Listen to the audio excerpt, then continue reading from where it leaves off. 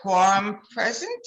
I call this meeting to order. Nassau BOCES Board of Education, January 27th, 2022. We welcome you all, and I am going to call on Mr. McGrath to lead us in the pledge. He is our newest executive director and of human resources, and we are thrilled to have him.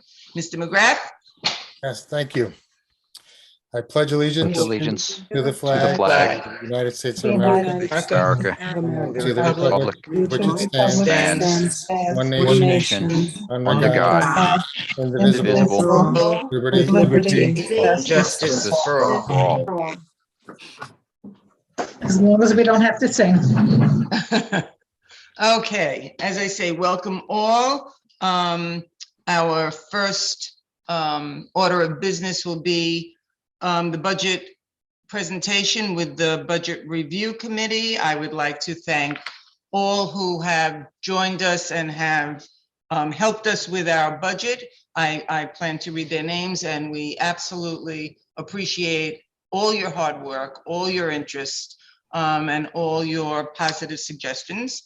And so with that, we thank David Keefe from East Williston, Michael Goldberg from Farmingdale, Mario Espinoza from Farmingdale, Anthony Giordano from Farmingdale, Laura Trentacost from Floral Park Belrose, Butch Yamali from Merrick, Robert Transom Oceanside, Jennifer Oliveri from Valley Stream, Tony Pomerantz from Valley Stream, both Valley Stream 13, Jean Fitchell from Sewanaka Central High School District, Nanette Melkonian, from Port Washington, Jacques Wolfner from Plainview Old Page, Sean Murray, Lynbrook, Addie Blanco Harvey from Uniondale, Mitchell Gribel from Hewlett Woodmere, Diane Hanson, Franklin Square, James Moran, Levittown, and Brian Greco from Syosset. And with that, thanks, I will turn the meeting over to Mr. Widmer, unless Dr. Dillon, you have something to say before Mr. Widmer begins.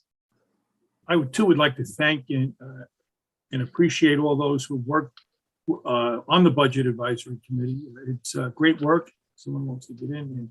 So again, without holding up anymore, James, it's all yours.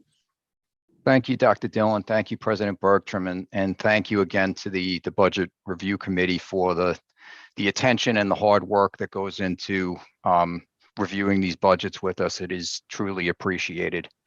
So I'll get started right away. So tonight we will be reviewing 5 budgets from the general fund, as well as budgets for our special aid and capital funds for 22-23.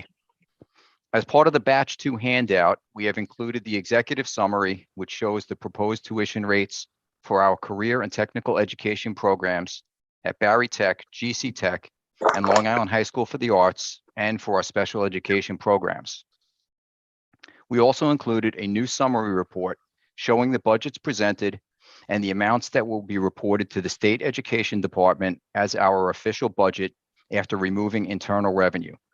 The Q&A includes a revision to this report. While double checking some numbers, we realized that a couple of items required revision. As a reminder, with Batch 1, we provided a handout of all the various acronyms that appear in the budget materials. We have tried to limit the use of acronyms, and we usually spell out the full names when first used in the narratives. This document also includes a listing of the budgets and the various courses represented in those specific budgets. Once again, I would like to thank the business services team for their hard work on these budgets. Also, thank you to our special education and regional school staff who worked hard on these budgets. And finally, I also want to recognize Tony Fierro for the extensive work he does on the narratives for the capital projects budget.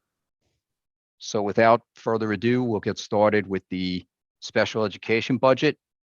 The budget for the Department of Special Education is the largest budget at Nassau BOCES representing just under 50% of the total for all programs billed to our component districts. Enrollments in the various programs is a key element in helping determine tuition rates and costs for related services for students. When preparing the budget, each program reviews its current enrollment with the Executive Director of Special Education, and together they project enrollments for the upcoming year. The enrollment projections used to create the budget consider building capacity, district requests for new and different programs, and the changing needs of the students being served. For example, in the 22-23 budget, we are planning a new CTE-based half-day course at the Career Preparatory High School based on feedback we received from the directors of special education in the component districts. Nassau BOCES special education programs rely heavily on professional and support staff to provide high-quality instruction to the students we serve. As a result, over 85% of the total proposed budget is in the salary and benefit categories. Of the $6.2 million increase from the 21-22 original budget to the 22-23 proposed budget, nearly $5 million is related to salaries and benefits. Each of the tuition levels represents a different class size ratio for the programs being offered in that tier. Level 1, for example, has a 9:1:2 class size ratio, meaning that there are 9 students, 1 teacher, and 2 teacher aides in each class. We offer classes with 4 different class size ratios: 12:1:2, 9:1:2, 6:1:1, and 6:1:2. In addition, the Level 3 program with a 6:1:1 ratio includes a mental health component that is provided through a consulting agreement with the North Shore Child and Family Guidance Center. The tuition rate for Level 3 reflects the cost associated with this service. The department also has program offerings for students to earn the CDOS, Career Developmental and Occupational Studies Certificate, as well as partnerships with Nassau Community College and Farmingdale State College, with an opportunity for students to earn college credits while in high school. Due to COVID-19, the Nassau Community College program has been operating remotely. The current cohort has been based at Career Preparatory High School, where students participate in their high school classes in person and attend Nassau Community College classes remotely. College supports and other activities, including student clubs, are accessed remotely. When this program shifts back to an in-person model, arrangements will be discussed with our Nassau Community College partners and implemented in a safe and thoughtful way. I would now like to highlight some specific items from this budget. Staffing in the special education budget reflects the changing needs of the students enrolled in our programs.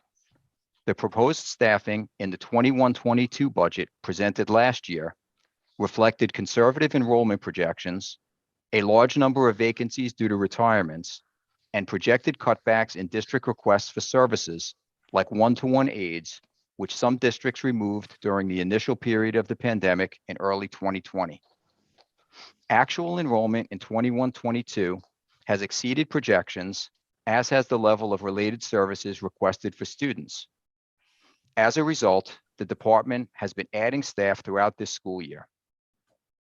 The proposed staffing for 22-23 is based on the anticipated enrollment and related services as analyzed by our special education administrators. The 21-22 adjusted budget for equipment includes requests for 120 Dell all-in-one desktop computers, which allow students and teachers to access a wide array of instructional materials to enhance learning, and 22 iMac bundles to be deployed in our computer labs and art and music rooms. The department is currently transitioning from a legacy student management and IEP tracking application to the PowerSchool student information system and the Frontline Special Ed and Interventions application, formerly known as IEP Direct. Both the 21 and 22 adjusted budget and 22-23 proposed budget include costs for implementation, support, and training on the new applications. As the project progresses, we will be running both the legacy application and the new products. As such, we have included the cost for ongoing support for the legacy software in both years, resulting in a slightly higher program cost budget than usual. Costs will decrease in 23-24 as a result of eliminating support for the legacy application, which will be retired.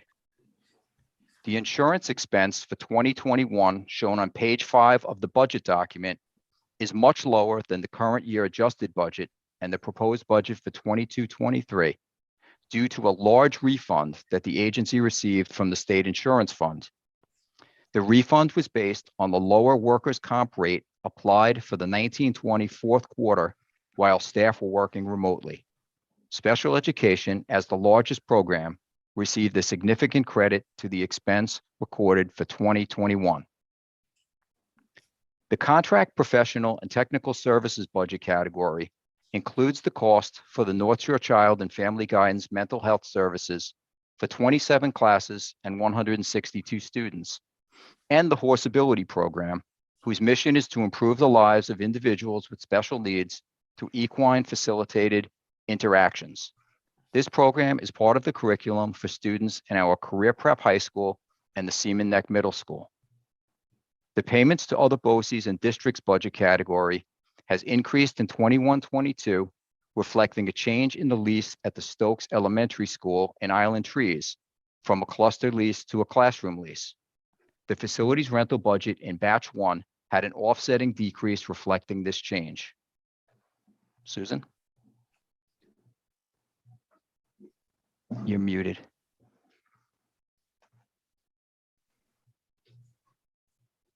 Thank you, Mr. Widmer. Any questions from the board?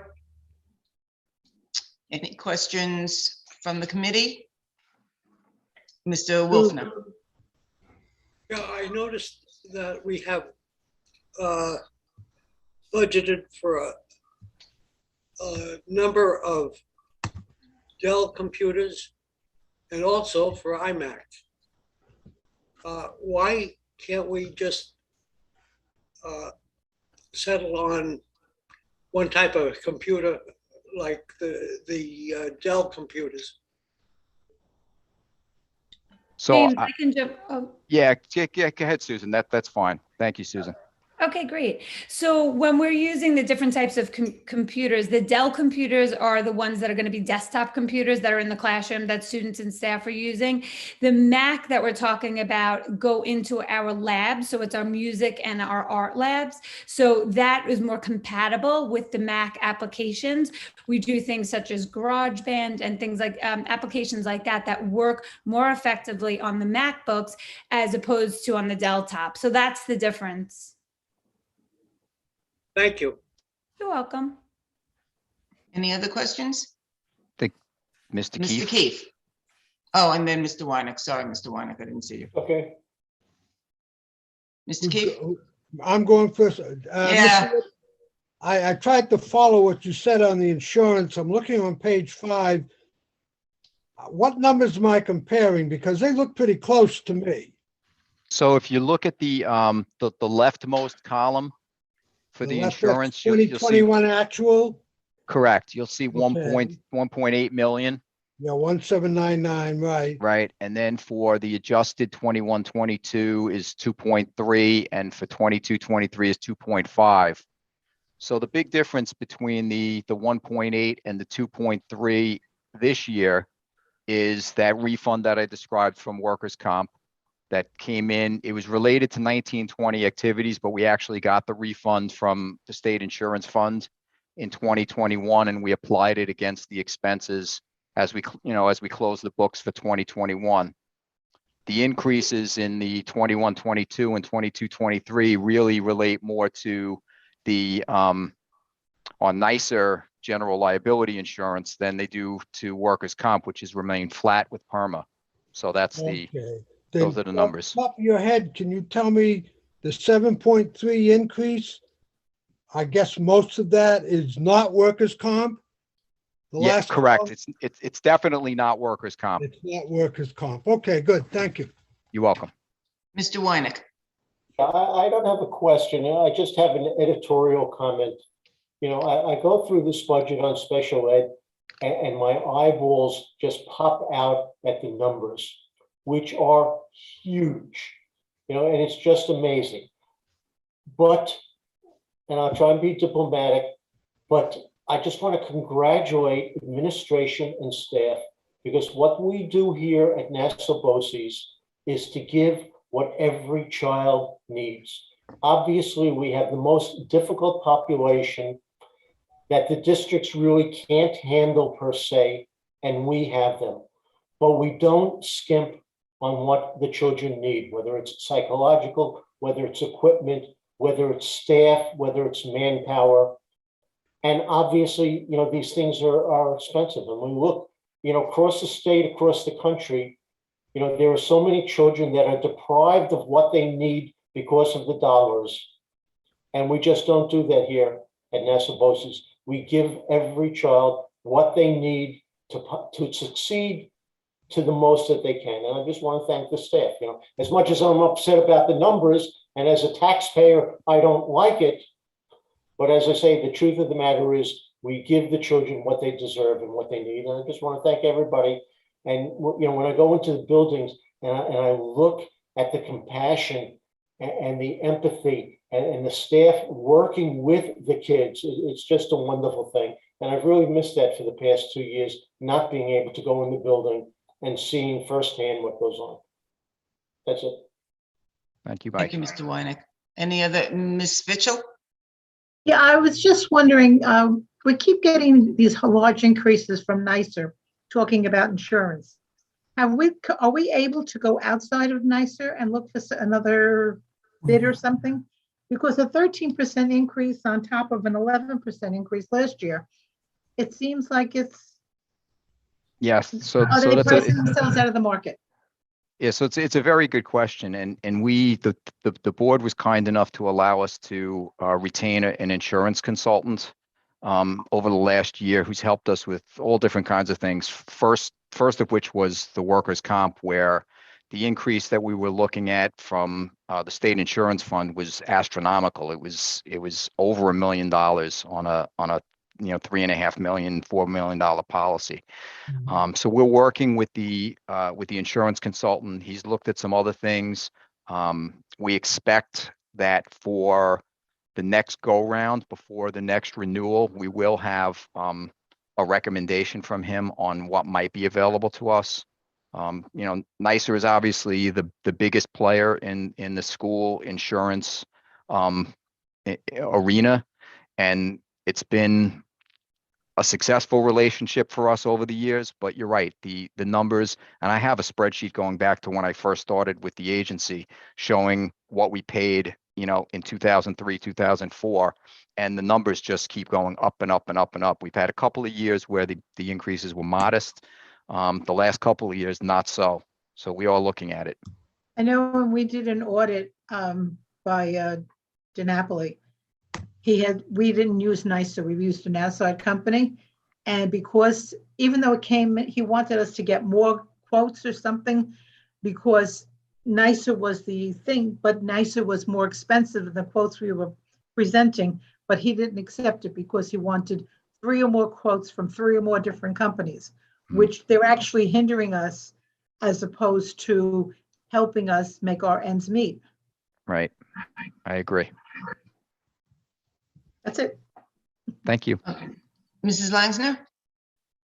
Yeah, I just wanted to pick up on Mike's comment, and it's absolutely true. Our staff does an amazing job in special ed, and what we're doing basically is fulfilling the students' IEPs, and that can only happen because our components, our partners in all of this, recognize the needs of these children and craft IEPs that enable them to get these services. And I think that has evolved over time. We would hear stories about districts that didn't want to provide these services, but I think everybody is recognizing now the benefit of enabling these students to maximize their potential. And I just want to convey to our partners that we appreciate, and our parents, our students are grateful that this is now happening, that the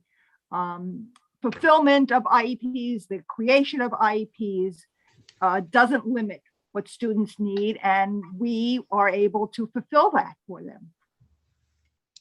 Thank you, Mrs. Leinsner. Are there any other questions? Mr. Keefe?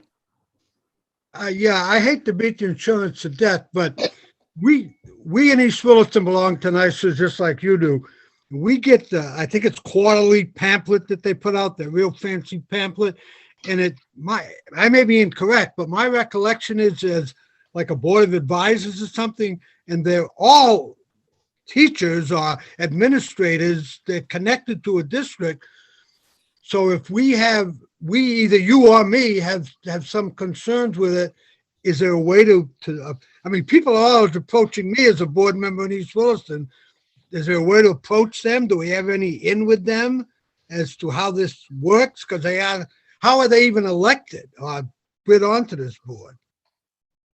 Yeah, I mean, I wouldn't necessarily speak to the election piece of it, but in terms of reaching out to NYSER to discuss the rates, as soon as we got the quote for 21, 22, and then we do the projection for 22, 23 based on the historical averages and the response that we get, the internal NYSER team isn't the folks that you're talking about, and they were not able to provide any relief, so to speak, on what the rates are. I think it's a good suggestion because you're right. It is an insurance reciprocal with members elected from the various districts that participate. So I think it is an area or a means of trying to pursue something that might, get us a more satisfactory answer, or perhaps, lower rates across the board, whenever possible. James, Okay, if I may. Certainly, James? Bob. Yes. So it's my understanding, when NYSER came in, they were the best deal in town, and they have been over the years. Unfortunately, you may recall that there was an accident in Sachem a couple of years ago during a football practice with the log. That resulted in multi-million-dollar settlement. And that's what we're feeling the effect of now. That's my understanding of it. That's what I've been saying. So unfortunately, again, you're self-insured. Sometimes it's a great thing, but every once in a while, the hurricane hits. And this was the hurricane that hit NYSER now, which we are all paying for. Any other questions? Comments? Mr. Greenstein? I think Bob may have just answered this question, but my question is, are these increases across the board, or are they experience rated for us? For us. It's my understanding they're across the board. Yeah. I think James, right? Everyone got hit with 14%.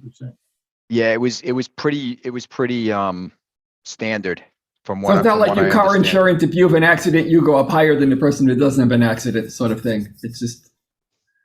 Yeah, I agree with you. I think it's the cost for the entire pool is shared amongst the participants. Okay, thank you. Okay. Seeing no other questions, James, if you would like to move on. Certainly. Okay, so the next group of budgets that we have are for the programs in the Department of Regional Schools and Instructional Programs. The first budget is for the Twilight Alternative High Schools program. The Twilight High School Service is a district-based late afternoon high school program administered by Nassau BOCES, with local district teachers providing instruction to students from the hosting district as well as students from other districts.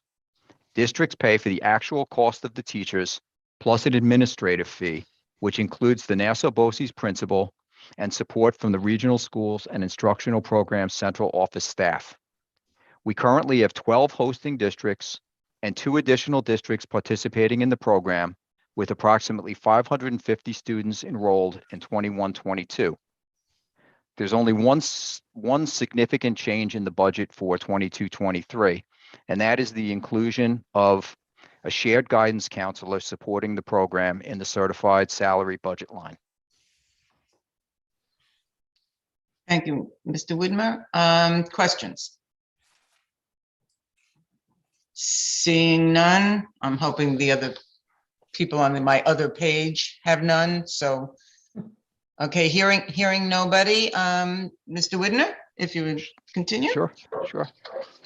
Okay, so next up, we have the Career and Technical Education, the CTE budget, which includes 3 programs: our center-based courses at Barry Tech, GC Tech, and the Long Island High School for the Arts, LISA, our in-district CTE courses, and finally, a shared work-based learning teacher, which is a program that is not running in 21-22, but is proposed for 2 or 3 districts in 22-23. The Long Island High School for the Arts was added to this budget in 2021 after extensive work to obtain New York State Education Department certification for all programs offered at LISA. There will be 7 approved educational strands at LISA for 22-23.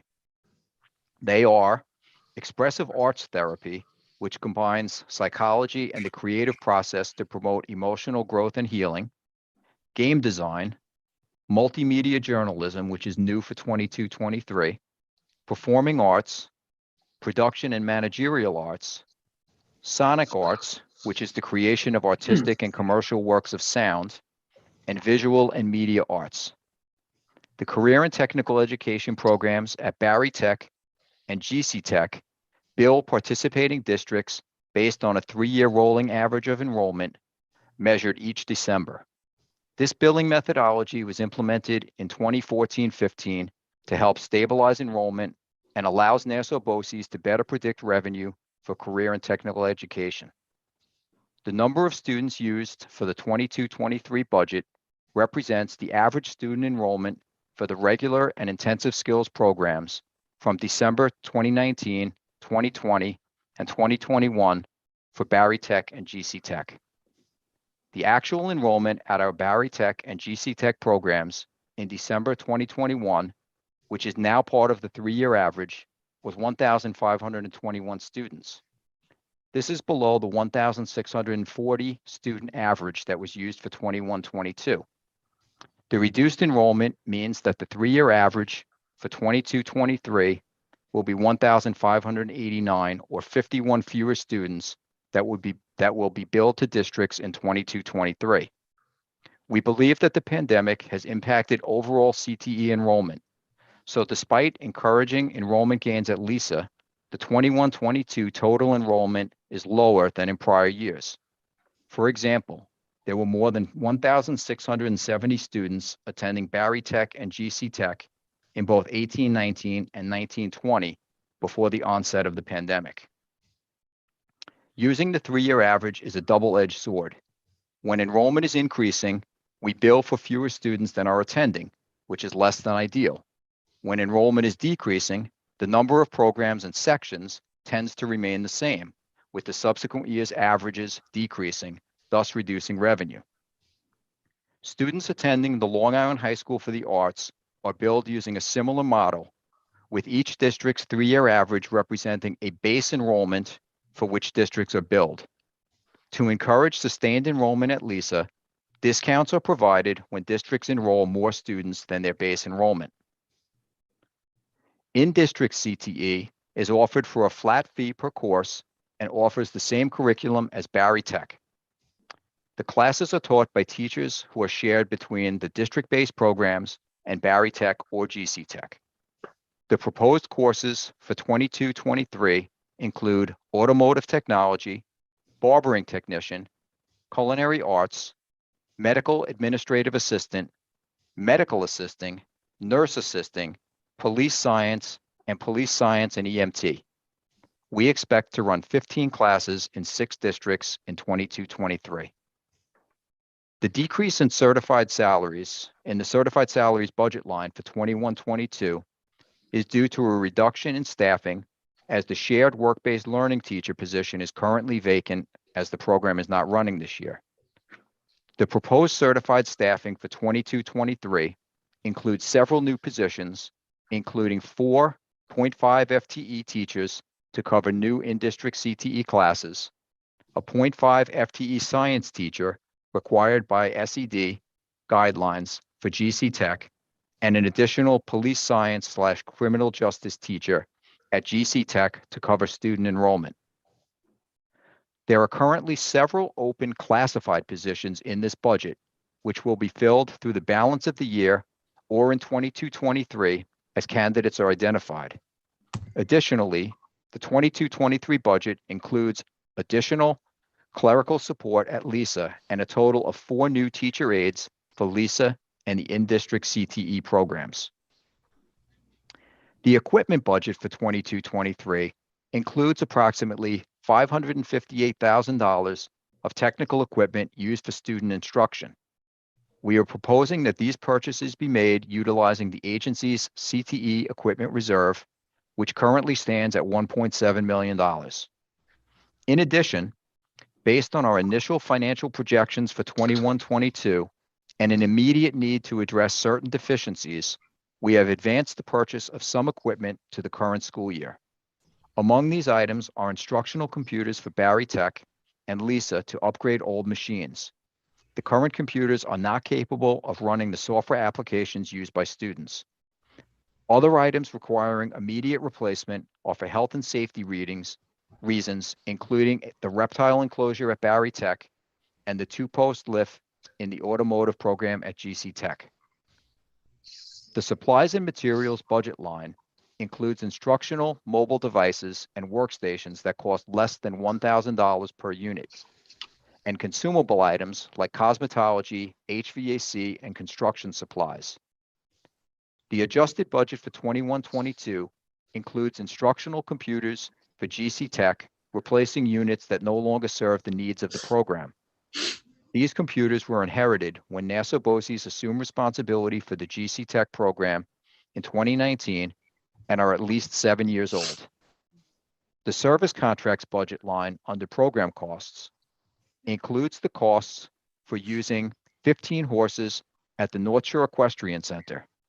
It also includes flight instruction for students in the aviation program. The software licensing and maintenance budget will increase in 22-23 as the program will be utilizing the Frontline IEP application for CTE students with individualized educational programs. Contract professional and technical services includes a consultant who coordinates clinical rotations for students in the health services cluster, as well as the master classes at the Long Island High School for the Arts. The payment to other BOCES and districts budget category will be eliminated in 22-23 as the clerical staff member at GC Tech, who is employed by Levittown, will be retiring. This position will be filled with a Nassau BOCES hire in the classified salary budget category. The primary increase in the transfer charges budget category relates to additional services that will be provided through the Health and Allied Services program. This includes 2 psychologists and a social worker to accommodate increased enrollment at LISA and additional student needs across the programs due to the pandemic. Thank you, Mr. Widmer. Any questions? Mr. Keefe. Thank you, Susan. James, on the Lisa, how you figure out the tuition, you said, and I wrote down, based on a 3-year enrollment per district. So do you follow how many kids a particular district puts in the 3 years?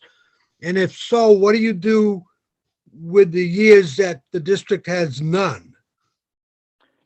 Yeah, so we do use the most recent 3 years measured in December to get their base enrollment, and that's the number of students that they're obligated to pay for under the 3-year average, which is what we use for all of our CTE. LISA right now is a separate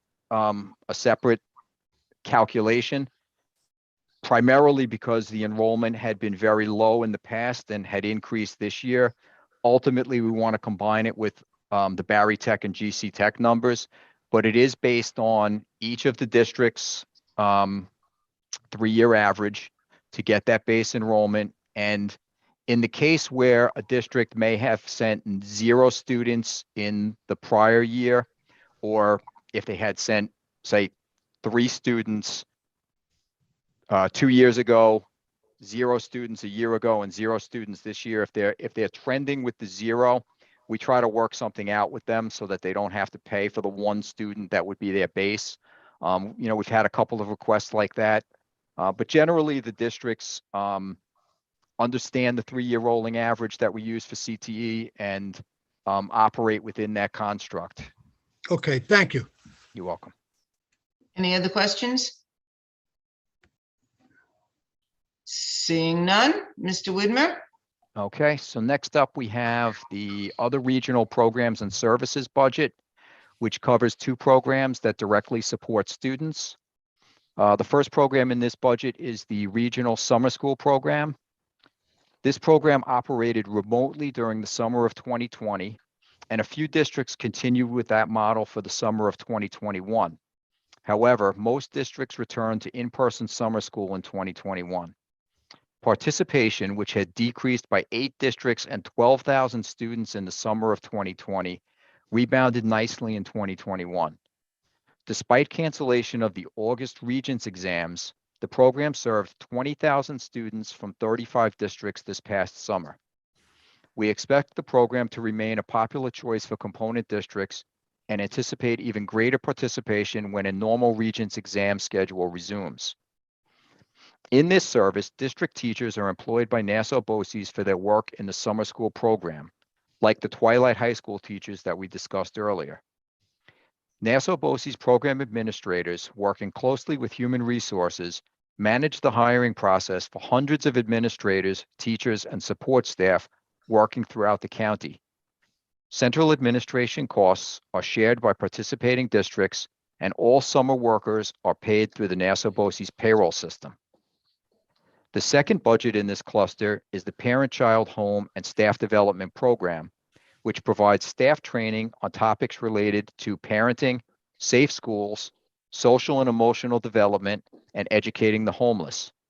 This program also provides direct support for 45 families in 2 districts through the general fund and 45 families in 3 other districts in the areas of preschool literacy instruction for immigrant families, including a family literacy model through the special aid fund. There is currently an unfilled budgeted clerical position in the regional summer school program, which is shared with the RSIP central office, that will be filled for 22-23. Thank you, Mr. Widmer. Any questions?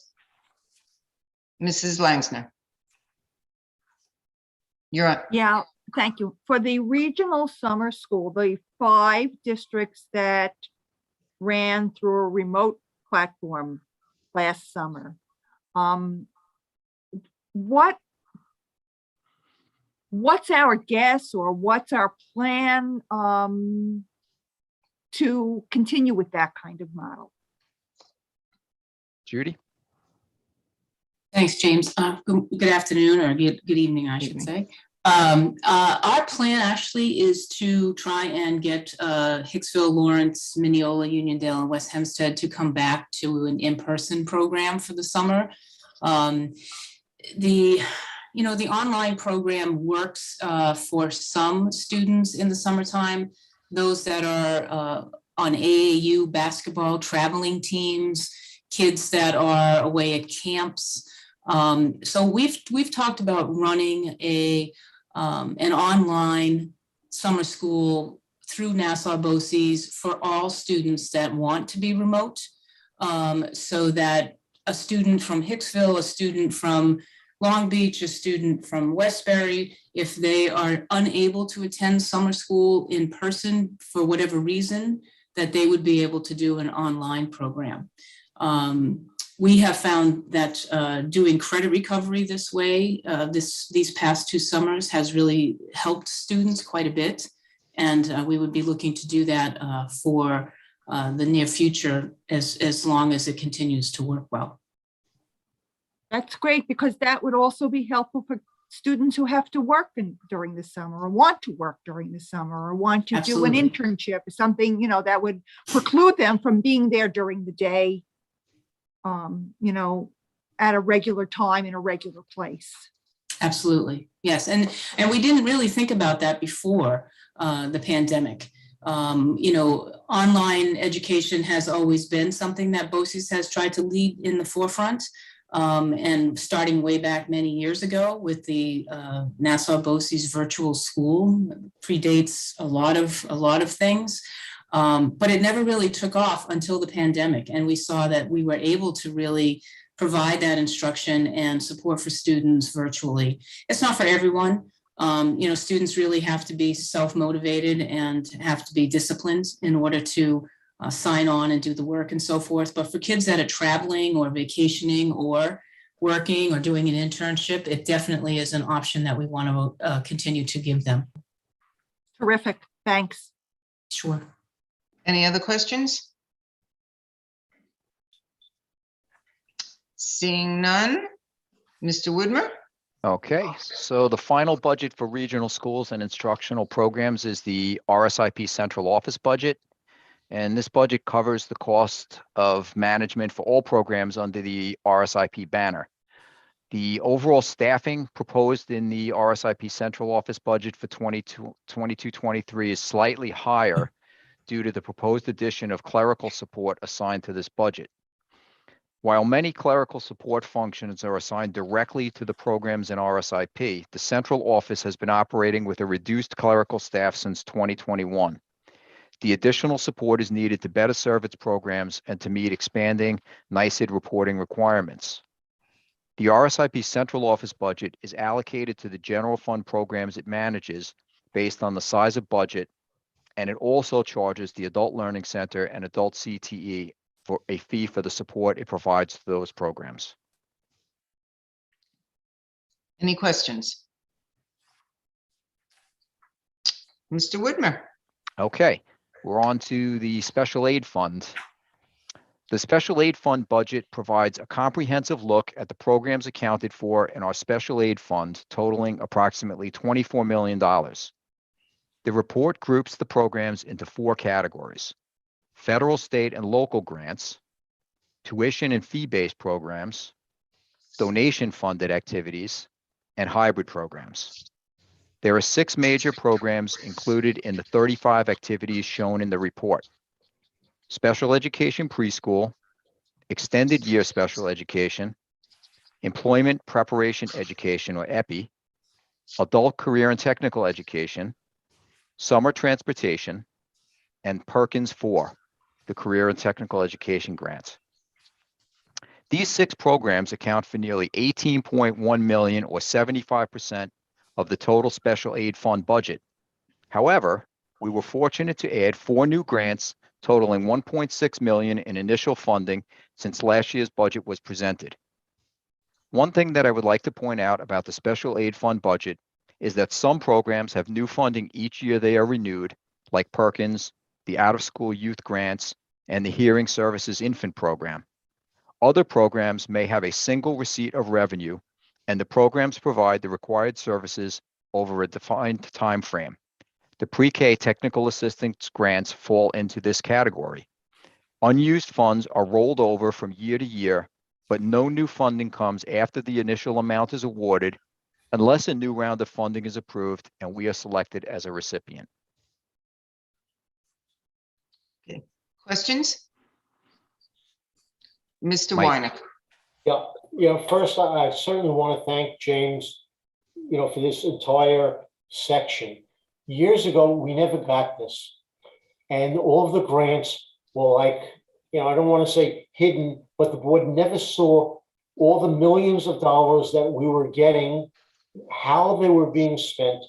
So this entire section is really superb in adding to our knowledge on what's going on. But I have a question on a specific grant, program number 979, My Brother's Keeper. And this is a grant that is geared based upon color and sex. And my question is this legal?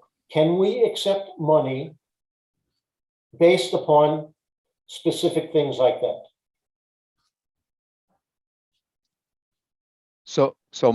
I will attempt to answer first. So after your initial question about this, I did reach out to council and they are reviewing it for us. So I don't have an answer at this moment from that perspective. Bob, did you want to? James, isn't this flow through money to some of our local districts? I don't know believe several so. of I'm sorry, this is just for us? Yeah, so Laverne, if you want to jump in, you know more about this specific grant than I do. Yes, so this My Brother's Keepers grant is specifically, we are the LEA, and we Right. are the consortium leader, but we have multiple districts participating in this grant. And this grant is specifically to provide support for families in the realm of family engagement for men or young men or boys of color. And so, Mike, I would say, I don't know what the attorneys will say, but most of the grants that flow through us have specific criteria. And similar to some grants that may be specific to SEL or students of ENL students, or, so they all have a criteria. And this was the specific criteria for this grant. So I can't I can't say what Ingram Smith will say, but I know that most of the grants have a criteria, and it's very specific to these young men. Laverne, absolutely, and I understand perfectly what you're saying. And if we're talking about a grant for English language learners, for example, it's not based upon sex or color. This grant is being based upon sex and color, and that's what my concern and question is. It's up to the attorney then.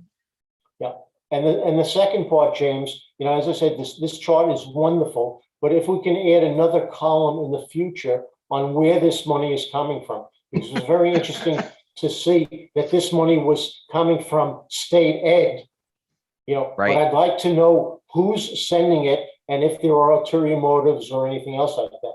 But the chart is wonderful per se. I didn't put him up to it, James.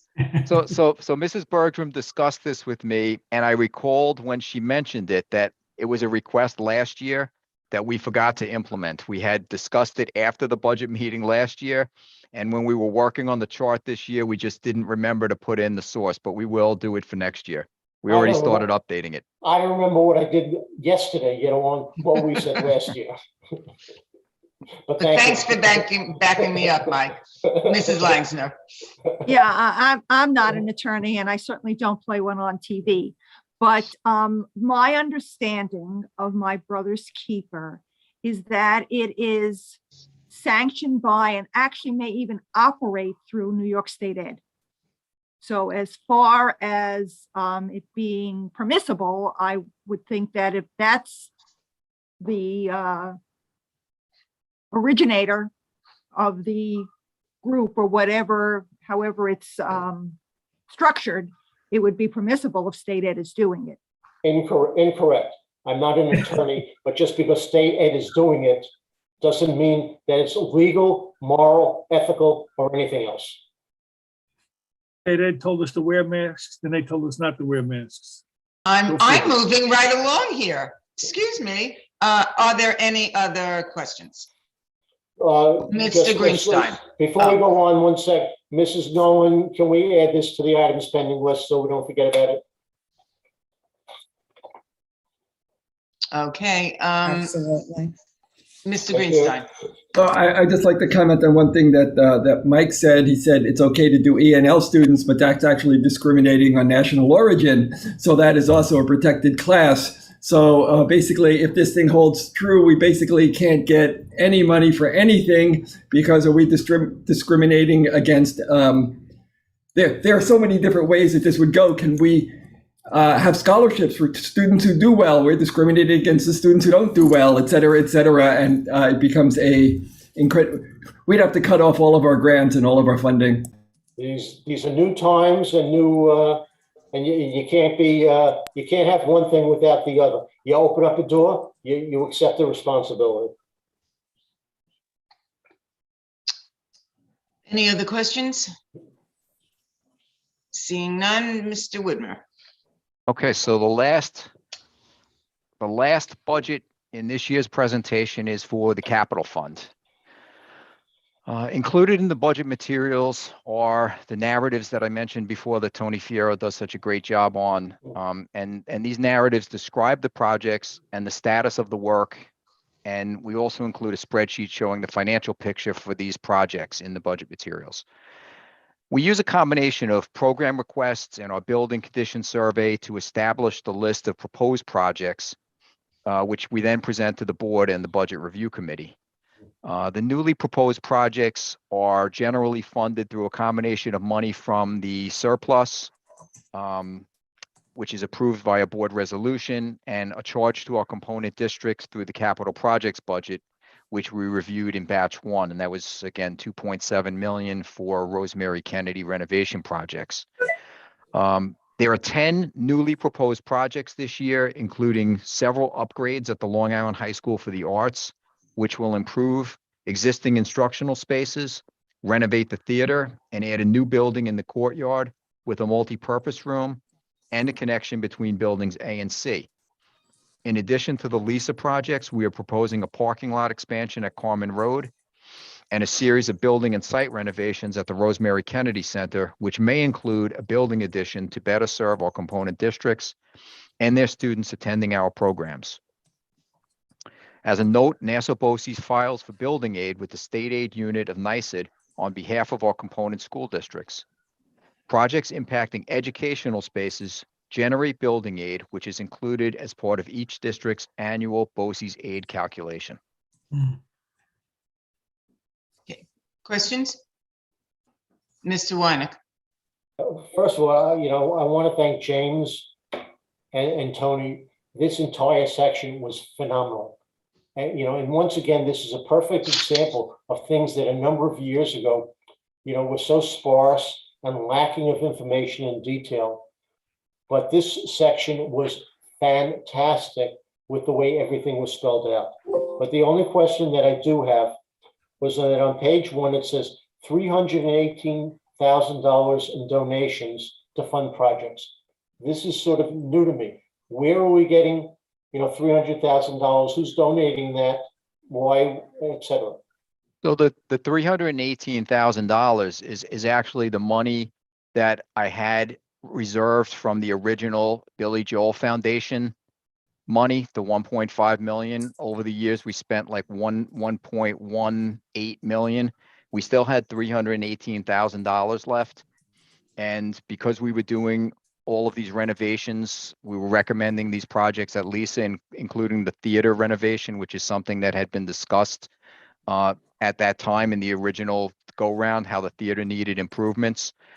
We decided to include the $318,000 as part of the capital fund financial piece. Well, I got to think about that, but thank you for the answer. Sure.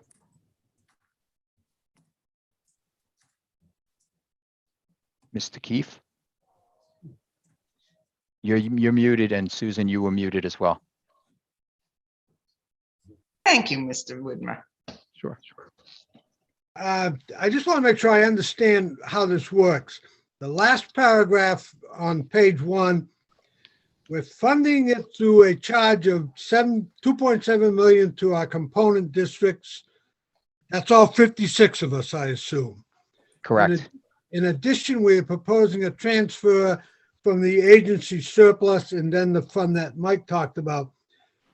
The 15.5 million we got at some point from the RADA in previous years.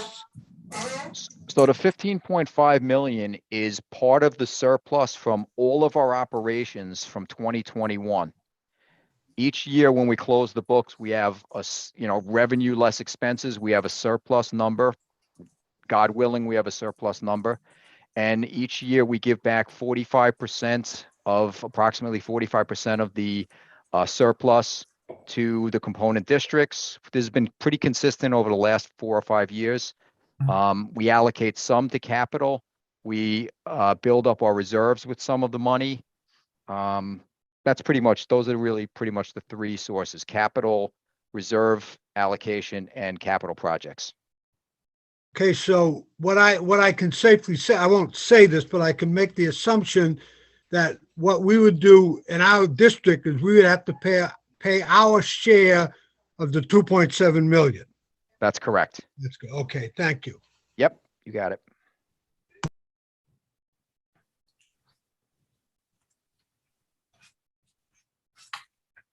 Susan, I think you're muted.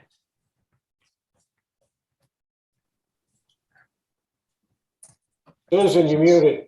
Still muted. I actually unmuted myself, so now I'm gonna have to look and make sure there's not something going on with my computer that keeps, maybe it doesn't want to hear me. What can I tell you? All right, so what I was saying is I first of all, thank you for laughing. I want to thank all of you for your participation, for your interest. We hope you bring back this information to your districts so that they understand why our budgets look like they do. And obviously, we hope that you will certainly support our budget. And with that, I invite you to stay with us if you so desire. We will be moving into our regular business meeting. Dr. Dillon, do you have anything before I move into? No, again, I just want to thank everybody and encourage them to vote. I can't say support, but I can say vote. I can say support. There you go. As an individual, yes, you may say that they should do that, yes. Okay, so with that, may I have a motion on the minutes? Are we going right into the Yes. meeting, or are we? Yeah, taking this was 2-minute just a break? presentation. Excuse me, Mike? I was just gonna ask, are we taking a 5-minute break, or are we going Yeah. right into the meeting? I was going right into the meeting. Okay. Okay, all right, may I have a motion on the minutes? So moved. Okay, well, I'm going to take Ms. Coates as the mover, Mrs. Langsner as the seconder. Any comments? Any discussion? Seeing none, all in favor? Aye. Aye. Opposed? Abstained? Okay, minutes are approved. Before we go into the consent agenda, I would just like to make a note that Dr. Dillon has been given an honor by Blank Slate Media as one of the top business leaders of Nassau County. And so we would like to publicly acknowledge that and applaud him, support him, congratulate him. So Thank you. you are very welcome. Congratulations on that. Well deserved. Okay, we are moving into the consent agenda. I am going to pull consent agenda item, the first item in personnel 1A for separate vote. Other than that, is there anybody else that needs to pull an item, remove it from the consent agenda? Does anybody have a question? Seeing none, may I have a motion on the consent agenda? I'll move. Thank you, Mr. Greenstein. Mr. Schoen, second? Thank you. Any discussion? All in favor? Aye. Opposed? Abstained? Okay, now we will go to the items that were pulled for a separate vote. And those items are the appointment of Mr. James Widmer as the Deputy Superintendent, Office of the What? Who was that? Let me, I'll speak up, Mr. Wynick. We are moving on appointing Mr. James Widmer as the Deputy Superintendent. As the Deputy Superintendent at the Office of the District Superintendent, George Farber Administrative Center. So that is the first item on this agenda. And the second item on this agenda is the appointment of, and these are both promotions. I think I should have made that clear. These are both promotions. The second is Ms. Angela Marshall, being promoted to Interactive Production Manager, Executive Manager, the George Farber Administrative Center, Office of Strategic Initiatives. May I have a motion? So moved. Thank you, Mr. Schoen. Second. Second. Thank you, Mr. Wynick. Okay, is there any discussion? Mr. Schultz? Are we taking nominations from the floor? No, we are not, Mr. Schultz. We are in rare form tonight. Is there any other discussion? Okay, with Mrs. Langston? Ms. Langston? Only to say that these new positions, these new titles are so well deserved. I mean, it's clear with what we did tonight in terms of the budget and everything we do to make these Zoom meetings happen seamlessly as if we're there in person. It's just something that we are happy to do. That's how I feel. And I think we would have said that after as well. So, yeah, so no. Well, this was discussion. Yeah, so we sort of, yes. So let's take a vote and then. So all in favor? Aye. Opposed? Abstained? Okay, so with that, we can now say our congratulations, well deserved. We are thrilled that you are part of Nassau BOCES. And we look forward to your continued superior service. And with that, anybody else? Okay, then we will move on to information. Does anybody have any questions, comments about information? Seeing none. Susan? Yeah, sure. Not information, but forgive me, I had to run off for a second.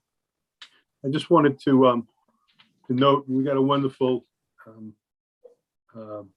memo from Susan with Bill Jacobson, retired after 32 years at Carmen Road. I met him a couple of times over the years. He was an outstanding teacher, an incredible love for the kids and for the students and for the parents and teachers. And I just, I'd like the minutes to reflect the board's appreciation and wish him the best of luck. Thank you, Mr. Schultz. Thank you. Well noted. Okay, Dr. Dillon, Superintendent's report. Okay. I'm going to call, as you are well aware, we had some issues at Carmen Road with the heating system. And this is a relatively new, I think within the last couple of years, the board invested a tremendous amount of money in upgrading and improving the heating and ventilation system there at Carmen Road. And we ran into some problems this week, and I'd like Tony to speak to it. So where we are at this point, Tony. Sure. And also Tom Rockonover is here, and I'm going to ask him to join me in a minute. To go over some of the details. But as Dr. Dillon said, over the past week, we experienced some low building temperatures throughout the Carmen Road facility. The temperatures were ranging from in the 50s into like the low 60s in the morning. And that required us to shift from in-person to remote instruction this past Monday and Tuesday. So since last Friday through the weekend and through this week, our facility staff, primarily Tom and Jim Muir from my office, have been working with our contractor, with the manufacturer of the system, and with our consultants to address the temperature issues, to figure out what was going on and why this was happening. Also, Gary Zabelski and our custodial staff were also a big help through this past week. So before I let Tom explain some of the details and our findings and what we've done and what we plan to do, just a little bit of background. So the existing heating system was completely removed and replaced with a heating and cooling system as an emergency project, if you recall, back in the summer of 2019. So the new HVAC system has three components. The first is called a VRF system, which is a variable refrigerant flow system. And that consists of, and we've walked through the site when we did our end of the summer walkthroughs, has outdoor condensing units. They're connected to multiple indoor, what we call cassette units, that are installed in every room. They're all connected via a refrigerant piping system that provides heating and cooling to all of those spaces and individual zones. The second part of the system is called a DOAS system, and that's an acronym for Dedicated Outside Air System. And that provides outdoor airflow through the central boiler, because we still have a boiler in the building, to each space, and also provides heat in conjunction and works with that VRF system. And the third component is our BMS system, which is a building management system, which basically uses computer hardware, software to control, and it monitors the performance of both of these systems in the building through a single platform. So as I said, this was installed in 2019 over the summer, had to be obviously a very fast-paced project. Last winter, we had no real major issues with this system. We've had the contractor come back to do various different upgrades and do some work on the system in the interim, but nothing really major happened. And I think we can attribute that to a couple of factors. First of all, last year, if you recall, as part of our COVID-19 protocols, we were running all of our HVAC systems in occupied mode, which means 24/7, they were running as if they were occupied during the day. So those temperature settings that were set during the day remained overnight. This year, we returned back to an unoccupied mode overnight, and that added an extra strain to the system, and that stressed the system in returning back to those required temperatures in the morning. So obviously, that was an issue that we had to look into very quickly. Also, temperatures were probably slightly milder last winter and maybe not as cold as we've been this past week over a sustained period. So that was another factor. So now I'd like to just bring Tom in, and Tom is going to just describe what exactly we found with everyone going through this building and some of the corrective measures that we've accomplished to date to get these temperatures back up to normal levels, and some of the further remediation that we believe will be necessary to address this problem in the long term. So Tom? Good evening, everybody. So yes, over the past, I'll say 5 days since Saturday, we've had the contractors down here. We've had the manufacturer, we had our construction manager, as well as our engineers down on the building, really going over every square foot of this building to try to find out what the problems have been. What we did find was that the refrigerants in the VRF system, which is the main component of the heating system, were less than what they should be. We also found that the DOAS unit, which was the outside air unit that Tony had described, had a reduced airflow throughout the building. And we also found some major conflicts between the BMS controls and the Mitsubishi controls, which controlled the VRF system. So our control ability for the whole system seemed to have stopped. So a few things that we were able to do. We did add refrigerant to 3 of the 5 systems that we have. So all of the VRF systems are now operational to their design specs, which means we're getting good output out of all the cassettes within all the rooms. But we were not able to either locate or repair the leaks. That is more of a process. We need to extract all the refrigerant out of the system and then put it under a vacuum to see if we are leaking. And then we have to charge up the system and go throughout all the piping in this building, which is over 4 miles of refrigerant piping to find those leaks. So we're looking at doing that over the February break. This way we don't need to take our systems down while we're occupying the building, and we want to avoid shutting the building down again in the future. In the meantime, the contractor has committed to coming to the building once a week to check those refrigerant charges to make sure that those systems remain operational. We'll also be doing daily checks to make sure we're getting the right output out of the VRF systems, which would be another indication that the charges have dropped. If the charges do drop, the contractor will add appropriate amount of refrigerant to those systems to get them back operationally. Another thing that we did was we upgraded the firmware on all the outdoor condensing units and all their associated branch boxes. What we found is we got a better performance out of the units, a better output from all those units. We also changed the sequence of operation, which gave us more consistent temperatures within the spaces. So those were all positive measures. We still need to upgrade the firmware on the indoor units. That's an extensive process, but we will get that done over time after hours, so we're not impacting the program. We're also checking the ductwork and the fan sizes for the DOS units. We need to do more of an inspection to find out if there's leaks in the system, to make sure we're getting the right output out of the fans, and also to make sure that the dampers are functioning properly. Sometimes on these old buildings, the damper linkages actually break and the dampers close unbeknownst to us. After all that is done, then we need to do a rather major modification to the BMS system. At the time that we started this project, the manufacturer and the BMS manufacturer had started a partnership. It was a relatively new partnership.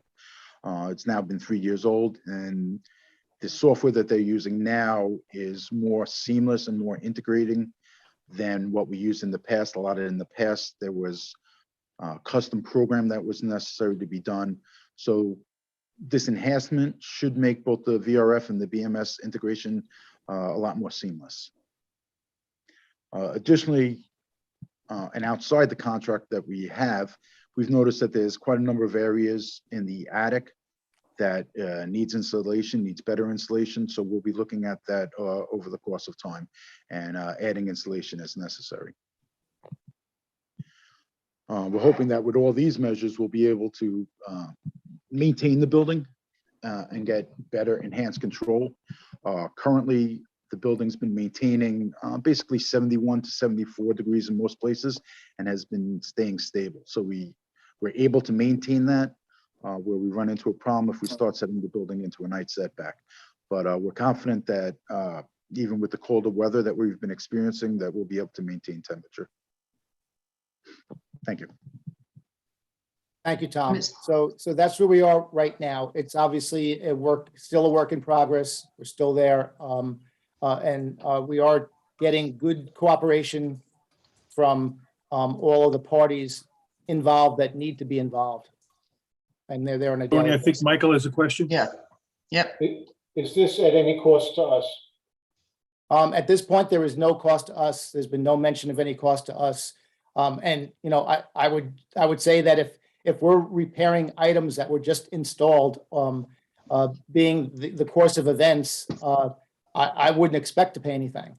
So you know, I think we'll have to see what happens. If we're upgrading the BMS and that's an enhancement and something that's additional to what we originally purchased, you know, maybe there'll be some cost there. But as of right now, everything that's been done, there's been no mention of cost with anyone. Everyone's just been trying to do what needs to be done just to get the system to work the way it was designed to work. And that's why I'm looking at it. We bought a system.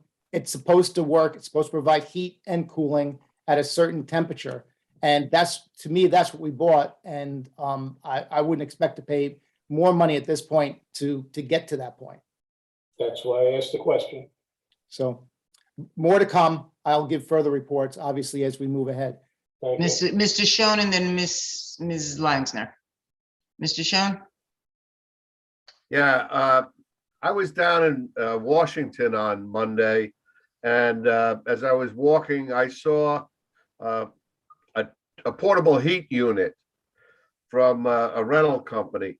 And I was wondering, you know, because I had read about us pivoting to remote, I was wondering if we have a COSER for that sort of a service. You know, we have emergency tree trimming and glazing, pothole repair and stuff, et cetera. And I was just wondering if we have like pre-bid for those portable boilers. Right. We don't have a COSER for that, but what we do have at our disposal, if we need to, through you know, and sometimes we go through our insurance on this, but we have a restoration company that is able to provide us, and we've used them in the past to provide humidity, you know, dehumidification, where we've had problems in other buildings and we've needed equipment. They've stepped up and we've been able to contract through that. Tony, So- this is not a boiler issue, correct? The boilers are fired up. No, I understand it wasn't a boiler issue at this time, but I was also thinking, for our component districts, in effect, we have something on the shelf. Should they have an emergency heat loss? Right. We have Yeah, nothing of that size. We do have portable heaters in But, central maintenance. Given what just happened in New York City, I'd be hard pressed to stand in front of a PTA and explain to them I'm putting portable heaters in a building after what just happened in the Bronx. I don't think it's good optics. Yeah, we would only do that in very small, in a very specific area, certainly not to do a building, for sure. Mrs. Langsner? Thank you. So as I recall, in 2019, when we had this emergency situation, there was no such thing as pivoting to remote. So if anything good has come out of this pandemic, and similarly to the regional summer school possibility, it's that we now have this option when unforeseen circumstances like this arise. Right. Right. Mr. Schultz, I think you had your hand up. Yeah, I just an observation. In all the years I've been on this board, we have had way too many problems with HVAC specific installations, whether they're in a new building, whether they're upgrades, and people here been around, know what I'm talking about. It's getting to be rather disappointing.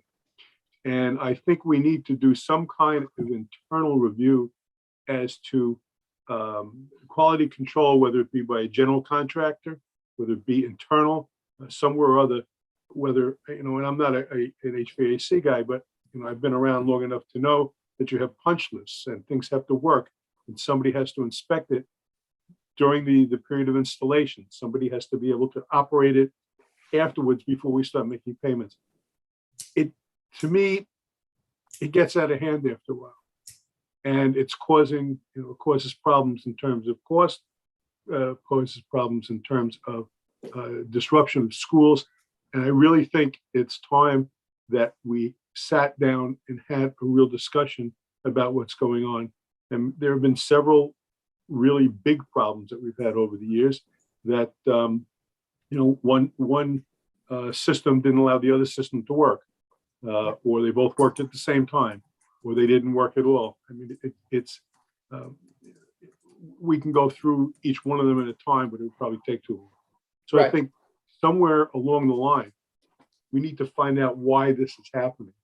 Even once or twice is too many times. Yeah. But I agree with you, Eric. I agree with you. And HVAC has been certainly in certain projects has been a problem over the years. No question about it. And there are certain how do we things deal with that, Tony? Yeah, there's one thing that we could be doing is, first of all, we're relying, we have our design consultants, we have construction managers. The one thing I think that we could maybe make better use of is adding commissioning from the start of these projects, rather than sometimes coming in maybe towards the end to check the efficiency of what we have. So I think that because those consultants, their purpose is to measure efficiency of the units and make sure that everything is functioning at peak performance. So I think that's one thing we could probably make better use of. Another thing, okay, go ahead, Eric. I was going to say, when you say that, I think we need to find out whether or not there are repetitive issues with a particular design consultant, with a particular general contractor, and get the hell rid of them, because it's really starting to burden me, and I'm sure everybody else on the board. And you don't have to come back and explain, to the board, well, we've having this problem again in another building. Right, and the other thing, Eric, that we're also looking at is, when we do our RFPs for architectural and engineering services, one thing that I'm actually looking at right now, even before this issue came about, this is something that we were thinking of doing, is not just have architectural engineering firms, but reaching out to pure engineering firms that don't have that architectural component, go straight to the engineering firms and get, good recommendations of firms who are, that is what they're doing. And that might be another avenue that could help us out in the future. So That's, I mean, I'm surprised it hasn't been done already, because I wouldn't hire a handyman or a general contractor who's, putting my house up to come in and just do the HVAC work. Yeah, well, the other thing is that we are in most of these cases, you're dealing with a, the lowest responsible bidder. So that causes problems as well. And sometimes you can get rid of a contractor that is going to be a problem, and sometimes you can't. In the case of Carmen Road, we actually went with a state contract because we were obviously in a bind where we had to get that system replaced very quickly. We had to get this done over the summer. We didn't have the luxury of going out to bid. It was designed, and the whole process was done very quickly to get the program back into that building for September. No, this is what happens when we rush. Right? Yeah. Marty? I think also what was problematic is that we added 2 new buildings to our campus portfolio, and these were older buildings that had existing issues probably in the HVAC system. And I'm sure, Tony, we used good consultants when we took possession of these buildings to evaluate the system thoroughly before we did anything. But the cost factor was built into the obsolescence of these units and these systems when we bought these buildings. Yeah, and that's, let's face it, most of these buildings were built in, the 50s, and, they're those systems which are we're still keeping a lot of those systems running. And, that's certainly something that we need to deal with. I agree with you. Eric, just to be clear, do you want this put on the pending items list? Yeah, it's a good idea. Well, I think, if, sort of throw it so that at Dr. Dillon to work with Tony to see whether we can come up with, I don't want to reinvent the wheel, but a better system. And also, as I said, to see whether or not there are particular contractors or architectural firms or whoever we're using who've been involved in, probably too many to look at, but the problems with the major systems. When I read this, I want to bang my head against the wall. Just a little recollection. If you recall, we had an environmental issue at Carmen Road. That's one of the reasons we didn't go out to bid. We got state approval, and it's, correct me if I'm wrong, Tony, we fast-tracked this to get it done during the summer. We had a situation where, because the building was old, we inherited, if you remember, that air system was from the tunnels. We'd bring the air back in. Am I correct, Tony? That's correct. Yes. And the air quality had some major issues. And we did the right thing during the building inspections. We put the money into it to remediate it. Now it's just funny because I was just thinking back on that summer, and some of you who go on the tour may recall that the ceiling was open at Carmen, and those red tubes and blue tubes were all over the place. And my concern to Tony was, hey, we have to be able to heat this building. Now we opened and we were sure, and we made it until October 1st, and we were good. But that was all part of it. Maybe it was rushed. I mean, we can Monday morning quarterback this thing to death. Okay. We do try to vet. We have our attorney vet these when the bids come in. This wasn't bid, it was a state contract. Maybe that was part of the problem. Maybe it was the whole problem.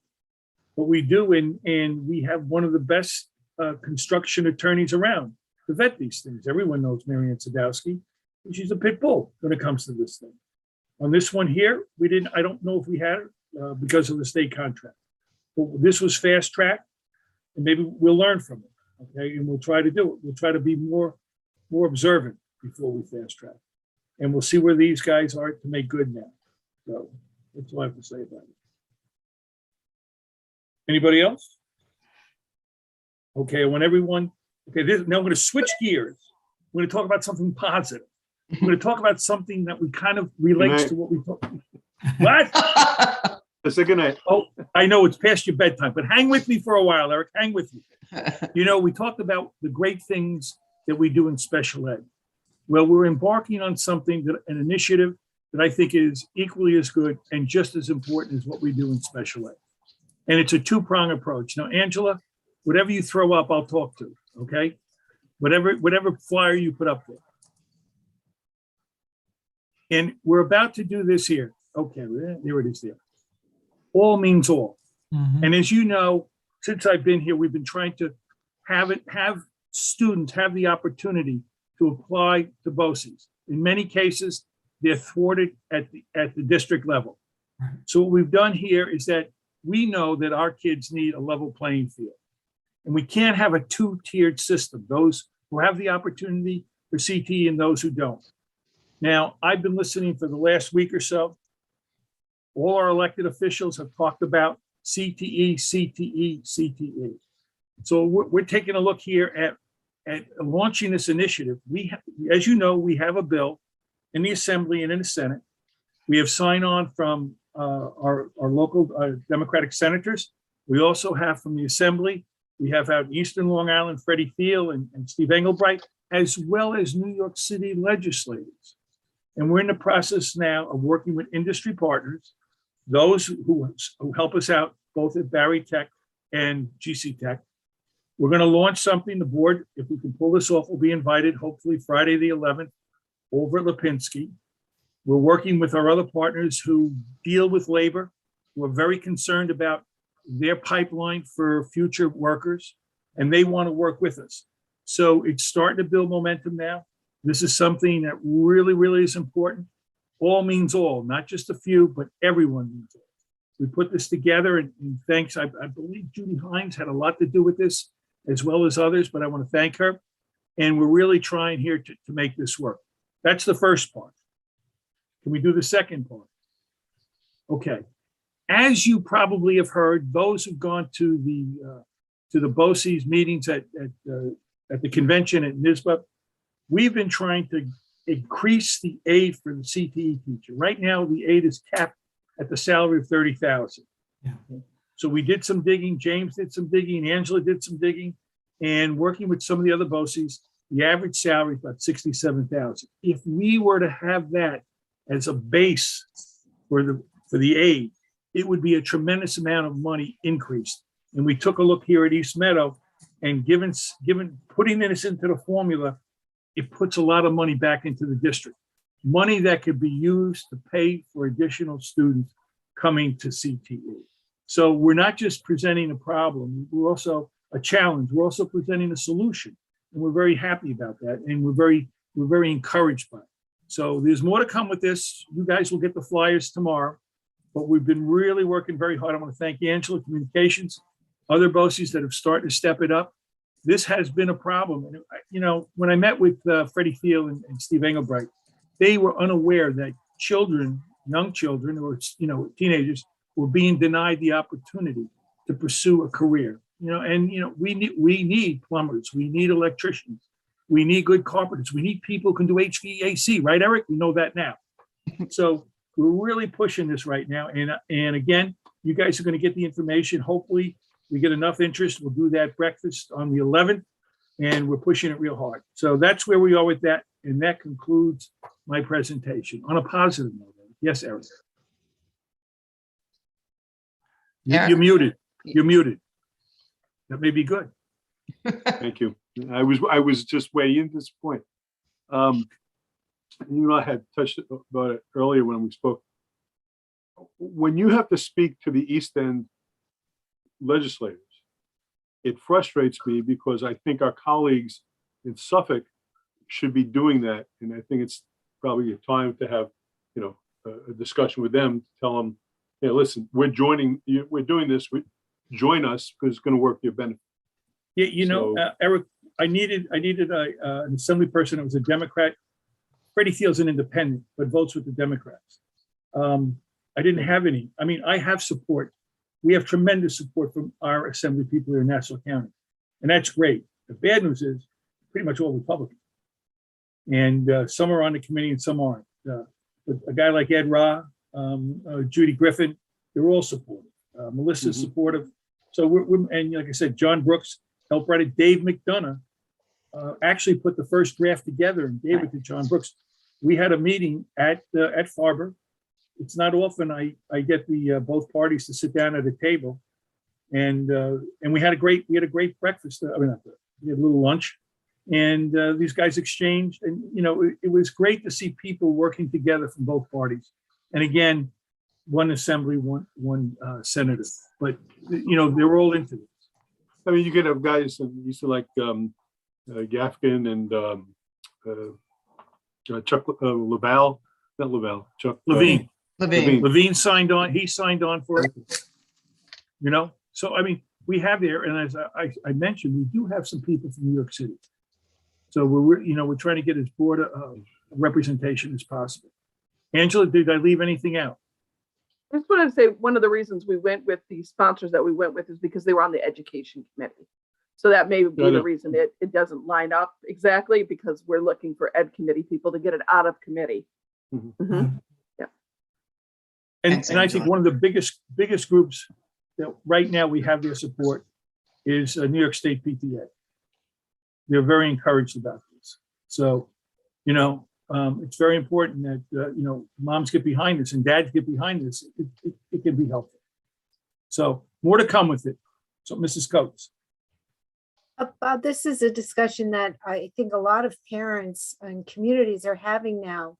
I know in East Meadow, they did a parent university and the whole topic was CTE and that aspect of their children's education. Like Eric said, the Eastern Suffolk BOCES and Western Suffolk BOCES, have they had this discussion with you? I mean, they must know that you have put these two bills and you've been pushing them. Some people are more reluctant to put their toe in the water than others. And some want to see which way the wind blows with this. So they're afraid of their constituents. Yeah, it's hey, look, my age, I'm retired. What do I have to lose? Nothing, right? But so the children have to gain. What resume? It's going to be a tombstone. What are you talking about? Resume? It's going to be a tombstone. But the children gain from it. Yes. The students gain from it. So that's the important thing. Look, I floated this idea. You know me. I floated this idea like 4 years ago when I first got here at different parts of the state with organizations. And there was a reluctance to jump behind this because there was a concern. But right now it's changed. It's changed tremendously with COVID, with the idea that we need workforce development.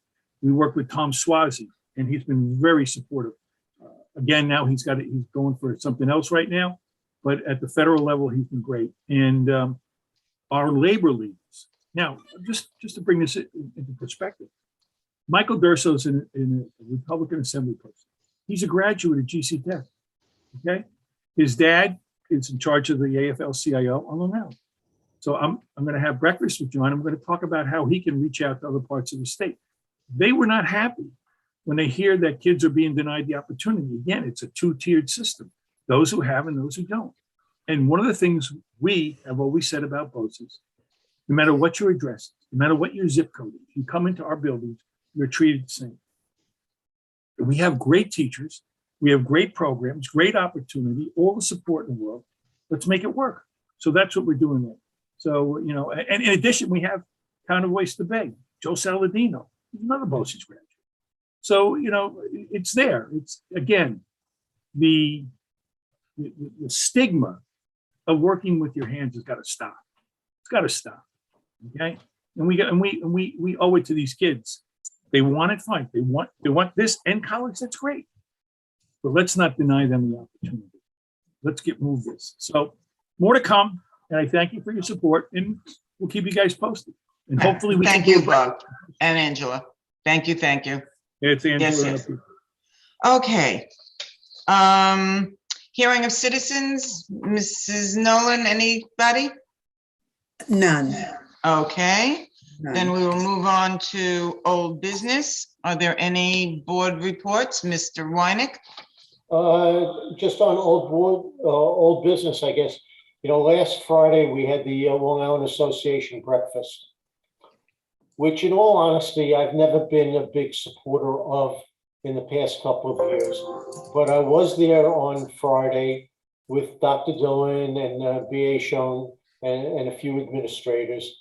And I think what impressed me the most was the number of people there that came over to our table and confronted Bob, how should I put it, almost as the godfather, that Dr. Dillon didn't have to go over to the other people to introduce himself or to say hello, but they came over to our table to say hello. Certainly, John Brooks, you talk about the state senator, he came over to Dr. Dillon. The president of Long Island Harvest came over to Dr. Dillon. And I think it speaks very highly for the recognition that has now been created for our organization, and that it is important for us to show up at these various events and let it be known out there, that we are a powerhouse and we have to be reckoned with. So when Bob is talking about, the things before the workforce and changing things at the state legislative, we now have an influence that wasn't there before. And I just want to thank Bob for initiating what I in particular, was against for several years, but I see the importance of it. That's all. Thank you, Mike, and I thank the board for your support, because it only happens with your support. And we are the straw that stirs the drink among education institutions, K-12. I think it should be noted who Dr. Dillon was sitting next to. Me. People came over to say hello to. Uh-huh. And they also should know who sat next to me, who ate every bagel in sight, but that's another story. Okay. Any old business? All right. More old business, BA? I guess it's new business.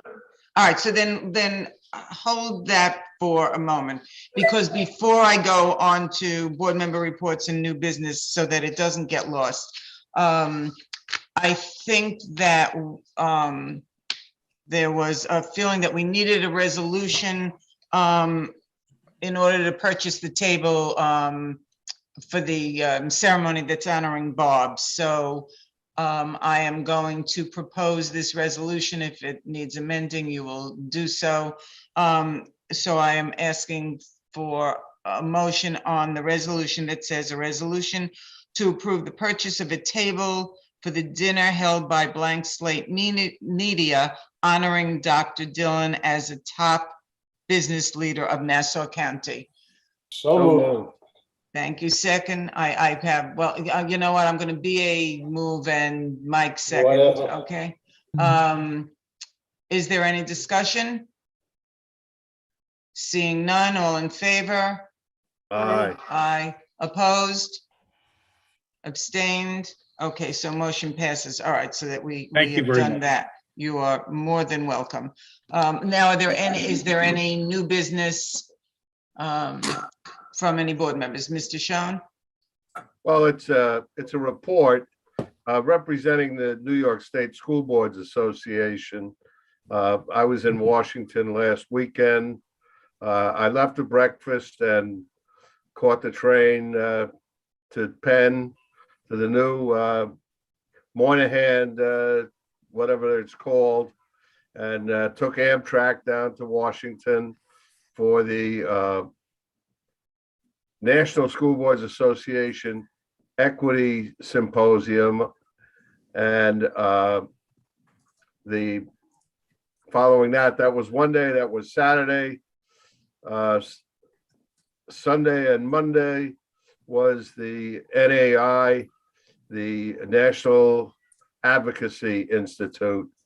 And, it was very mixed, because Congress was not in session. So we didn't have the lobby day that we usually have. We didn't go to the Capitol. The traditional congressional luncheon that we had video reports from members of Congress, whereas in the past, we have had secretaries of education, senators, and Congress people from both parties. It was because of the COVID restrictions, which are affecting long-term plans, as well as people just don't want to have things canceled. So we avoid that. But there was a general feeling that it was a good meeting, I would say. Certainly, I was in view of the physical aspects or the infrastructure shortcomings. I thought that it was a good job, and I think it's important that New York State support the National School Boards Association, because America needs a National School Boards Association, and we need a rather than several competing school board associations. And so that was part of my mission there. And of course, as I say, I was representing the New York State School Boards Association. They paid my fees and my travel expenses, so it didn't come from Nassau BOCES. And that's it. Thank you. Thank you. Any other reports? Can I make a comment again? I'd like to thank the board for all their support, and I want to just comment this and so people can understand. When BA and I were sitting next to each other, the room was tilted because of the weight, and that's why everyone came to me. The room was tilted so badly, the only way they could go was towards BA and myself and Mike. So let the record show that BA and I did move that. You got it. Well, and just keep that up, Bob. Okay. Is there a foundation report? We did have a meeting, but there's no new news to report. Okay. Thank you. Thanks, Mike. And was there any? I do not believe there were any committees that met. I know policy did not, and I do not believe any others did. So with that, I'm going to ask for a motion to go into executive session. I do believe that we will. Yes, you want a break? No, for executive session, no. If Tony Fierro can come, I have a legal question that I would like answered in executive session with Tony Fierro. Okay, so we'll ask Tony to join us. All right, and we will be coming out of executive session to take an action if anybody wants to wait. So with that, I will ask for a motion to go into executive session to discuss with counsel the medical, financial, credit, or employment history of a particular person or corporation, or matters leading to the appointment, employment, promotion, demotion, discipline, suspension, dismissal, or removal of a particular person or corporation. A last chance agreement. So with that, may I have a motion? Thank you, Mr. Greenstein. Second. Second. Thank you, Mrs. Langsner. Any discussion? Angela, are we staying here? You're on mute. You're going to go into a breakout room. Okay. All right. Once you voted. Okay. All in favor? Aye. Aye. Aye. Opposed? Abstained? All right. You and I leave the meeting. I just want to ask you a question about one of the slides you put up. Okay. Sure. This way I won't have to call you tomorrow and you'll have it. Okay. All right. We are back in open session. Mrs. Nolan, if you could please read the resolution. Certainly. Be it resolved that the board herewith authorizes an agreement between the board and a civil service employee known to the board. The board has previously reviewed said agreement in executive session.